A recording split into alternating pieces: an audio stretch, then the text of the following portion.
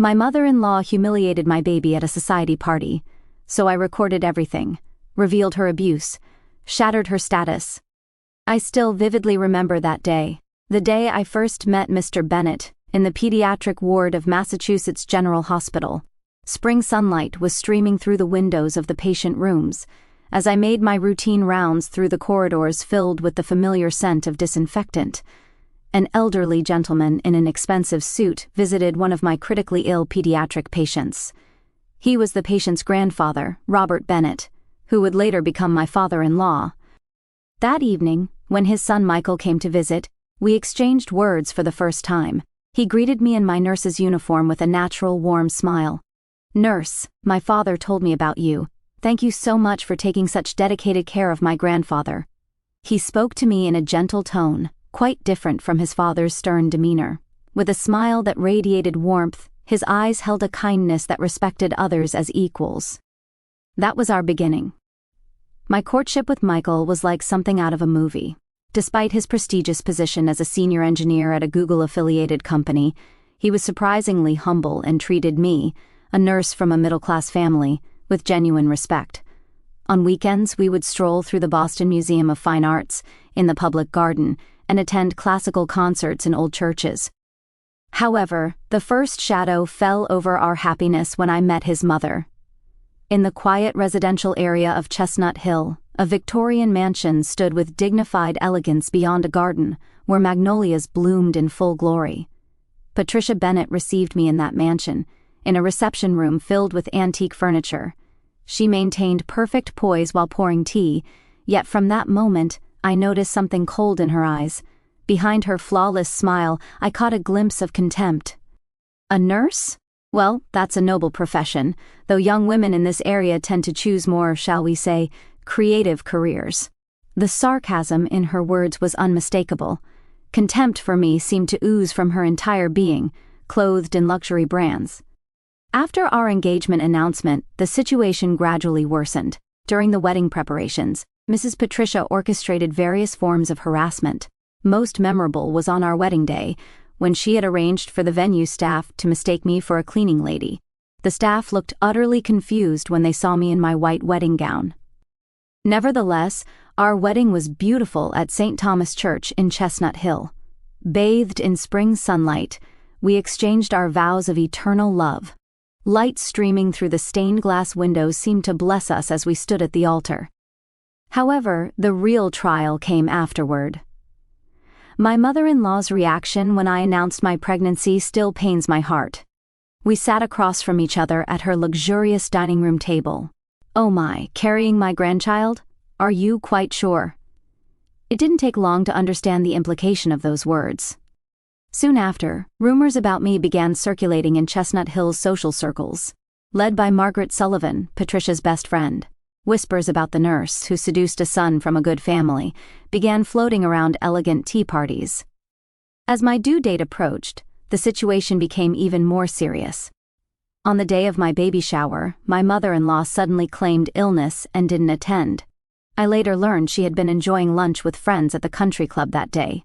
Photos had been posted on social media but were quickly deleted. My husband Michael, caught up in a busy period at work, hadn't noticed the gravity of these events. Between late-night meetings and overseas business trips, he tried his best to care for me, but his kindness only highlighted my loneliness. I was forced to face this twisted situation alone. The day I first held our daughter Emily in my arms at the hospital, I made a vow. I would protect this child from any form of discrimination. Her brown hair and blue eyes were proof of our love. However, that resolve would be tested sooner than I expected. That Sunday morning began with gentle spring sunshine. Cherry blossoms and dogwoods were in full bloom along the tree-lined streets of Chestnut Hill, and white magnolia flowers swayed in the breeze in the garden of the old Bennett family mansion. Holding Emily, I hesitated for a moment at the entrance. Looking up, the elegant Victorian building seemed to loom over me intimidatingly. The heavy wooden door with its brass knocker gleamed, telling tales of the house's history. "Welcome, Jennifer." Patricia opened the door with a perfect smile. She wore a Carolina Herrera two-piece suit specially ordered for today, with a Van Cleef and Arpels necklace sparkling at her throat. Her bearing was as elegant as if she were gracing the cover of the social register. About 30 guests had already gathered in the reception room. The cream of Chestnut Hill society was elegantly sipping champagne, surrounded by antique furniture under the large crystal chandelier hanging from the ceiling. Vases filled with spring flowers scattered light across the tables. "Oh, so this is the baby everyone's been talking about." Margaret Sullivan approached, dispensing false pleasantries. Her eyes examined Emily as if appraising an unusual exhibit. "Does she really look like Michael?" Small laughs rippled through the room at her words. I held Emily closer to my chest, instinctively protecting her from the deliberate malice. The party proceeded with superficial elegance. Exquisite hors d'oeuvres were served one after another, accompanied by fine wines and impeccable service from perfectly trained staff. Yet beneath this refined atmosphere, something cold always lurked.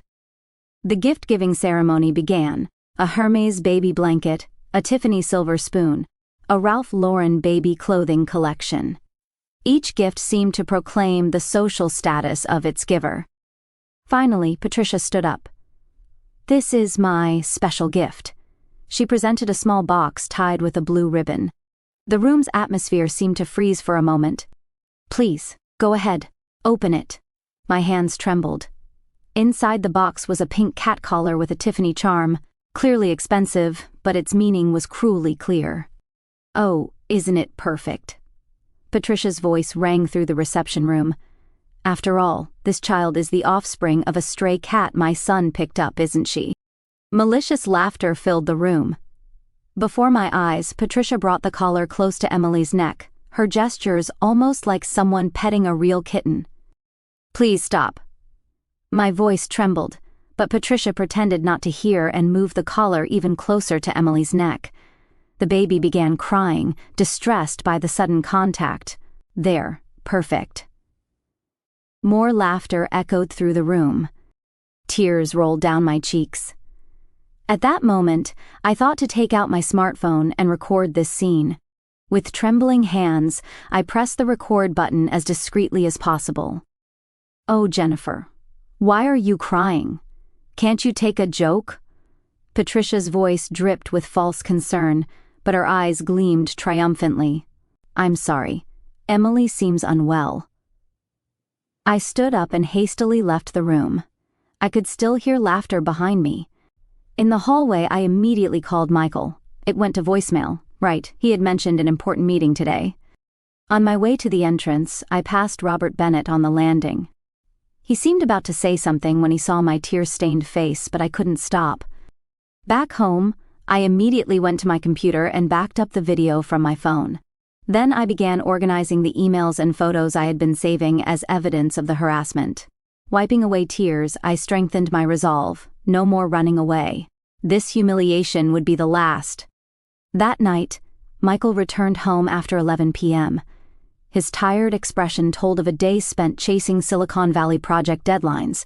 His dark navy suit was slightly wrinkled from long hours of video conferences. "Jennifer, you're still up?" Michael stopped when he saw me waiting in the living room.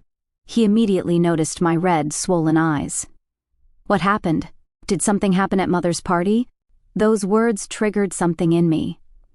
All the emotions I had been desperately holding back came flooding out. "Your mother," she did something to Emily. With trembling hands, I took out my smartphone and played the video. The cruel laughter from that room played through the speakers. The screen clearly showed Patricia bringing the cat collar close to Emily's neck. The color drained from Michael's face. He sat down slowly on the sofa, his eyes fixed on the screen. "Is this some kind of joke?" His voice betrayed the confusion of someone confronted with an unbelievable reality. "This is no joke. This is what your mother did to our daughter in front of 30 people today. But this is just the tip of the iceberg." I opened my computer and began showing him the evidence I had collected: harassing emails from before the wedding, deliberate spread of rumors in social circles, the baby shower incident, all organized chronologically in folders that opened one after another. Why didn't you tell me before?" Michael's voice shook. "Because you were busy, and honestly, I had my pride. I wanted to handle this situation on my own. Michael stood up with a deep sigh and walked to the window. His reflection was visible in the glass overlooking the night view. Mother. She's always been a perfectionist. I knew she was overly concerned with family background, education, and social status, but I never imagined it would go this far. He turned back and looked straight into my eyes. Jennifer, I'm so sorry. I should have noticed. I failed to protect my wife and daughter from this treatment. His words brought fresh tears to my eyes, but this time they were tears of relief. But that's enough. I can't stay silent anymore. That color was the final insult. Michael nodded slowly. Let's go see Father tomorrow. He'll make the right decision. That night, we talked for a long time by Emily's bedside as she slept. We planned our next steps. Occasionally, we could hear the baby's peaceful breathing each time it renewed our determination. The next morning, in the car heading to Robert Bennett's law office, Michael spoke quietly. Mother needs to change. If she won't, then we need to change the definition of family. The morning sun reflected brightly off the skyscrapers in Boston's financial district. Robert Bennett's office was on the top floor. In the reception area filled with the rich scent of leather, the secretary announced our arrival. I've been expecting you. Robert Bennett received us in his spacious office surrounded by large windows. Dressed in a navy Brooks Brothers suit, his expression suggested he had already sensed something. I've already heard about yesterday's incident from Margaret Sullivan's daughter. She was deeply ashamed of her mother's behavior. He had already begun taking action before we showed our evidence. As expected of a senior partner at a major law firm, his efficiency gave me some comfort. However, I didn't expect this much evidence. Robert's expression grew increasingly stern as he watched the video. This is clear psychological abuse against a 2-month-old infant, no less. He sighed deeply and took a photograph from his desk drawer. It was a photo of a younger Patricia. She always had a tendency to demand perfection, but that was also a reflection of her own insecurities. I've heard her mother was similar. I leaned forward at those words. You mean this has been a generational issue? Yes. The values peculiar to high society have been passed down in a distorted form through generations. But that's no excuse. Rather, we must break this cycle now. Robert stood and walked to the window, looking down at the Boston cityscape. He spoke his decision. From today, we begin concrete action. First, we'll inform the church authorities, then report to the charity organizations she's involved with, and simultaneously, he paused for a moment. We'll begin divorce preparations. This is my decision. She needs time to deeply reflect on her actions. The air in the room froze at those words. I couldn't hide my confusion. I hadn't expected things to escalate this far. Jennifer, don't worry. This is between Patricia and me. It's also my responsibility for pretending not to notice for so long. Robert's voice carried firm resolve. However, there's something we need to do first. Call an emergency family meeting. Patricia needs to understand the gravity of her actions. He returned to his desk and called his secretary on the intercom. Prepare the conference room immediately. I'll contact Patricia directly. After hanging up, he turned to us. This will be a difficult time, but remember this. This decision is also for Emily's future. I don't want her to inherit these distorted values. A heavy atmosphere hung over the top floor of the skyscraper housing Robert Bennett's law office. The main family members had already gathered in the conference room. The first thing that caught my eye was Patricia's clearly distressed state, unusual for someone known for her graceful composure. She couldn't hide her confusion at her husband's emergency summons, and even her usually perfect makeup seemed slightly disheveled. What is this meeting for so early in the morning? Her voice held a hint of anxiety beneath its usual arrogance. You'll know soon enough. Robert's voice was cold. He sat at the end of the large conference table, reviewing documents. Family members arrived one after another. Patricia's sister Elizabeth, her brother James, and Robert's brother Richard. All took their seats, unable to hide their agitation. Michael and I were directed to sit next to Robert. From the conference room windows, the Boston cityscape spread out before us. Church spires were visible through the morning haze. Somewhere church bells struck 9. Let's begin. Robert stood up. He took a tablet and projected an image onto the wall screen. "Patricia, could you explain this?" The screen showed footage from that Sunday's party. The audio began playing through the room, Patricia's cruel words, the surrounding laughter, and the baby's crying. "This can't be..." The color drained from Patricia's face. "Wait, this was just a joke. Everyone was laughing, weren't they? A joke?" Robert's voice resonated deeply. "You call psychological abuse of a 2-month-old infant a joke?" He manipulated the tablet further. The screen displayed evidence of past harassment one after another: emails, social media posts, secretly taken photos, all organized chronologically. Were these all jokes too? But she, Patricia pointed at me. "She's not of our class. How could a mere middle-class nurse be part of our family?" Silence. Robert's angry voice echoed through the conference room. Everyone held their breath. That statement just made everything clear: your deep-rooted discrimination. He took out some documents. "This is a divorce mediation application. I've already consulted with lawyers." "What?" Patricia's voice trembled. "And these are copies of reports to the board." More documents were presented: a demand for resignation from the Boston Ladies Charity Foundation presidency, notice of removal from the St. Thomas Church Board, and more. "Wait!" Patricia cried out. "Don't I have a right to explain?" "You've already exercised that right," Robert said coldly. "Just now, you revealed your true feelings in front of everyone." A heavy silence fell over the conference room. "Your actions go beyond individual misconduct this time," Richard Bennett spoke up. "This is a serious matter affecting the honor of the Bennett family. Appropriate measures are necessary." "So you're cutting me off?" Patricia's voice took on a hysterical tone. "You need time for deep reflection and rehabilitation," Richard continued. "First, I suggest you move to the family home in Cambridge." "Cambridge? But that old house?" "You have no choice," Robert interrupted. "The arrangements with the moving company are already made." At this point, Elizabeth quietly spoke up. "Patricia, you've always sought perfection too much, just like Mother. Liz, even you. But this time you went too far, a baby. To be so cruel to a 2-month-old baby."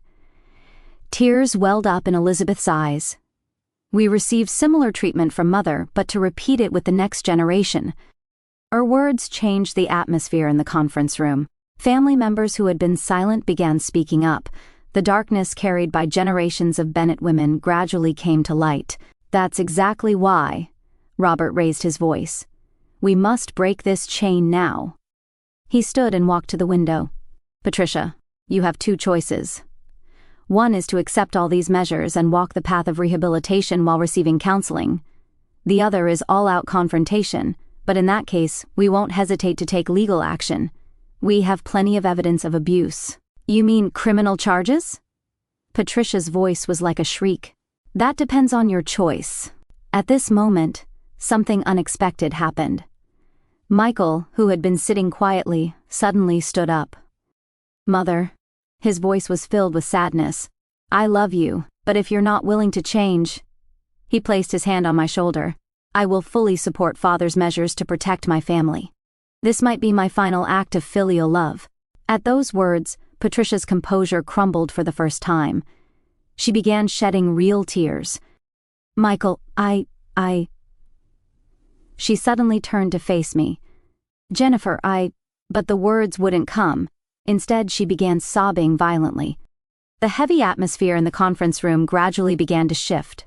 Outside the window, a ray of light began breaking through the clouds. Robert slowly began gathering the documents. "Let's confirm the decisions. Patricia will move to the family home in Cambridge. She will immediately resign from all social positions. She will receive counseling twice a week for 6 months. She will be prohibited from meeting Emily. Any contact after that will depend on the counselor's judgment." "Are there any objections?" Everyone in the room quietly nodded, each carrying their own thoughts. After the meeting, I found myself alone with Robert in the hallway. "Are such severe measures really..." "Jennifer," he smiled gently, "sometimes we must hurt those we love to save them. That's what real family means." I nodded deeply at his words. Outside the window, spring sunlight embraced the city, announcing the beginning of a new season. Change sometimes brings pain, but true healing lies beyond that pain. Our new family story was about to begin. About 6 months after that day, the scenery in Chestnut Hill had changed to autumn colors. In the garden of our new home, maple leaves were falling, and warm afternoon sunlight streamed in. Emily was now 8 months old. She lay on a baby blanket in the garden, reaching for the colorful fallen leaves with an innocent smile. Her brown hair had grown a bit longer, and her blue eyes sparkled with curiosity. Watching her smile makes everything feel worthwhile. I turned at Michael's voice behind me. He had been working from home more often lately. Even after his promotion to new project leader, he chose to prioritize time with his family. How was the counselor's report today? Michael let out a deep sigh. Mother is changing little by little, especially, she's finally starting to face the root causes of her behavior. Patricia had been living quietly in the family home in Cambridge. The twice-weekly counseling sessions had apparently become a major turning point for her. Last week I received a letter from Mother. Michael pulled an envelope from his pocket. On expensive stationery, Patricia's neat handwriting formed the words, "For years, I've avoided facing the darkness within me. I unconsciously accepted the values inherited from my mother as absolute, unable to recognize their distortion." The letter contained her first sincere confessions. Through counseling, I'm beginning to understand how cruel and inhumane my actions were. Particularly, my behavior toward an innocent baby can never be forgiven. I closed my eyes involuntarily. The memory of that day still comes back occasionally. Jennifer, I want to offer my heartfelt apology for everything I've done to you and Emily. I couldn't read any further. Tears were flowing from my eyes. Mother isn't asking for forgiveness, Michael said quietly. I think she just needed to acknowledge her mistakes and put them into words. Just then, we heard a car approaching from beyond the garden. Grandfather Robert Bennett entered the garden in his usual navy suit. Recently, he had been visiting every weekend, cherishing his time with his granddaughter. "Ah, what beautiful weather today." He approached Emily with a broad smile. His usually stern expression always softened completely in front of his granddaughter. Looking at this child's smile reminds me of what truly matters in life. Robert had been saying such things more often lately. The divorce mediation was complete, and he had begun walking a new path in life. By the way, he turned to us. I heard from Elizabeth the other day. Elizabeth, Patricia's sister, currently works as a psychological counselor in the Boston suburbs. She says Patricia's changes are definitely progressing, particularly, she's beginning to show deep understanding of the trauma inherited from her mother and its impact on the next generation. Michael and I exchanged glances at those words. Actually, I have one more thing to report. Robert pulled a photograph from his jacket pocket. It showed a young Patricia holding baby Michael. She often looks at this photo during counseling sessions, apparently to remember her pure love as a mother. The autumn sunlight gently illuminated the photograph. The doctor says we might be able to lift the visitation restriction soon. I felt my heart beat strongly at those words. However, Robert chose his words carefully. Jennifer's wishes take absolute priority. There will be no pressure. I watched Emily playing on the lawn. She was picking up fallen leaves and examining them with sparkling eyes. Let me think about it. Just then, Emily suddenly turned to us and flashed a brilliant smile. At that innocent smile, I made my decision. But I think someday Emily will need her grandmother. Michael gently embraced my shoulders. There's no need to rush, Robert said kindly. Little by little, at your own pace. That's the best medicine. A pleasant breeze swept through the garden. In the even light, red maple leaves danced down as if in blessing. Our new family story had only just begun. Surely various trials still awaited us ahead, but we're not afraid anymore, because we've learned that true strength isn't about seeking perfection, but about accepting imperfection, learning from it, and growing together. Emily picked up another fallen leaf. Her profile, illuminated by the setting sun, shone like an angel. Hope always exists in such simple daily moments. We had etched this certain truth in our hearts. Looking back on this journey, I find myself overwhelmed by a complex tapestry of emotions that still ebb and flow even now. There were moments when the pain cut so deeply that I wondered if my heart would ever mend. The cold disdain in Patricia's eyes during our first meeting, the subtle barbs disguised as polite conversation, the orchestrated humiliations leading up to our wedding, they all chipped away at my confidence. I questioned everything. Was I truly worthy of Michael's love? Could someone from a modest, middle-class background like mine ever find a real place in a world built on old money, impeccable pedigrees, and unspoken rules? The day of the cat collar incident remains etched in my soul like a scar. Holding Emily while those laughter-filled echoes rang in my ears, I felt utterly small, violated, and fiercely protective all at once. Tears streamed down my face not just from humiliation, but from a primal fear that my precious daughter might one day inherit even a fraction of that cruelty. Yet, amid the darkness, there were glimmers of light that sustained me. Michael's quiet strength, the way he chose us over everything else without hesitation, filled me with a love deeper than I had ever known possible. Robert's unwavering sense of justice and his gentle wisdom showed me what true family leadership looks like. Not domination, but accountability wrapped in compassion. Even Patricia's eventual letter, though it reopened old wounds, brought a strange sense of closure. Reading her words of regret, I realized that her venom had roots far deeper than just her disapproval of me. It was a poisoned inheritance passed down through generations, one she had never questioned until forced to confront it. Today, watching Emily toddle through fallen autumn leaves with pure, unfiltered joy, I feel an immense gratitude that washes away much of the lingering bitterness. This experience shattered illusions I didn't even know I held, about class, about acceptance, about what makes a family whole. It taught me that resilience isn't about never breaking, it's about allowing yourself to break and then rebuilding stronger, with clearer boundaries and deeper empathy. I am proud of the boundaries we set, proud that we refuse to let toxicity define our future. I am hopeful about the slow healing unfolding in Patricia, and while forgiveness is a winding path I'm still walking, I no longer carry hatred in my heart. Most of all, I am certain that Emily will grow up knowing her value is inherent, not earned through wealth or status. She will understand that love sometimes requires tough choices, that people can change, and that true belonging is forged through mutual respect and kindness. This chapter of pain has transformed into one of profound growth. It broke me open, yes, but in doing so it made room for a richer, more authentic life, filled with genuine connection. For every tear I shed, I have gained wisdom, strength, and an unbreakable bond with my little family. And for that, despite everything, I am eternally thankful.